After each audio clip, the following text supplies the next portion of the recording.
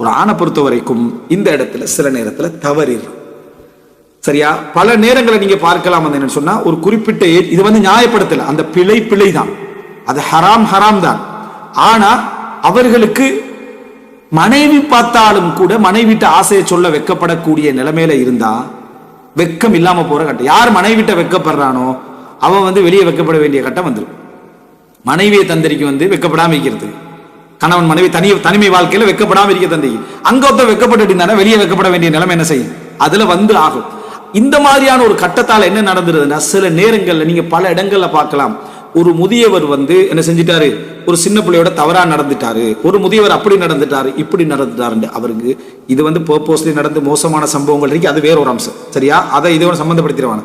அவருக்கு அடி விளங்கிட்டா, அவருக்கு ஏச்சு அல்லது குடும்பத்தால் எல்லாரும் மானத்தை வாங்குற அளவுக்கு அவர் தலையை எப்படி குனிச்சு கண்டிருப்பாரு. அவருடைய குற்ற உணர்ச்சி அவரை குற்ற உணர்ச்சி கூட்டுமனா இப்படி ஒரு கெட்டவன் ஆகிட்டனே, மோசமா அது வரணும். சரியா? மோசமானவன் இப்படி மோசமா நடந்து கொண்டேன்னு குற்ற உணர்ச்சி வரணும். அது பிழை, அதெல்லாம் உண்மை, இந்த சமூகத்துடைய இதெல்லாம் உண்மை. ஆனா அவருக்கு இன்னொரு தீர்வு நீங்க செஞ்சுக்கலாம் தானே.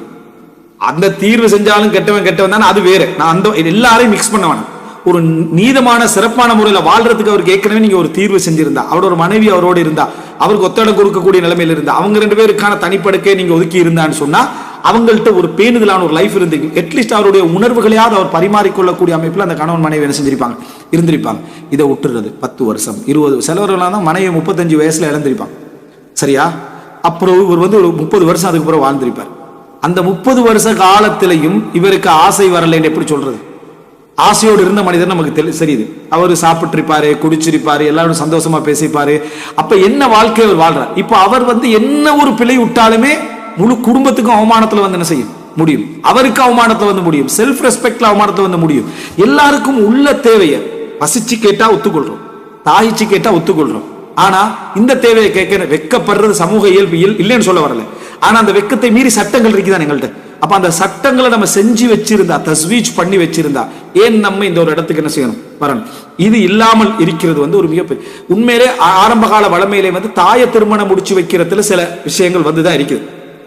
தாய திருமணம் முடிச்சு வைக்கிறத குறை சொன்னவங்க எல்லாம் இருக்கிறாங்க.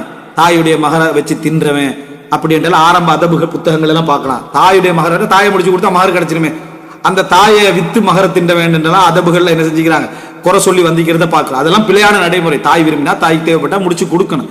ஆனா தந்தையுடைய அம்சம் அதை விட கொஞ்சம் மேலதிகமான அம்சம். பெண்கள் வெட்கம் சார்ந்த விஷயத்துல கொஞ்சம் இரட்டிப்பா இருப்பாங்க. அவர்களே முடிச்சு வைக்க முடியுமா, இது அது சிறப்பு தான். ஆனா அது இன்னொரு தந்தையை வீட்டுக்குள்ள கொண்டு வரக்கூடிய சூழ்நிலைகள், பல போராட்டங்கள், குடும்ப ரீதியான இதெல்லாம் இருக்கு. ஆனா ஒரு தந்தையுடைய விஷயத்துல அப்படி இல்லை. அந்த தந்தையோட விஷயத்துல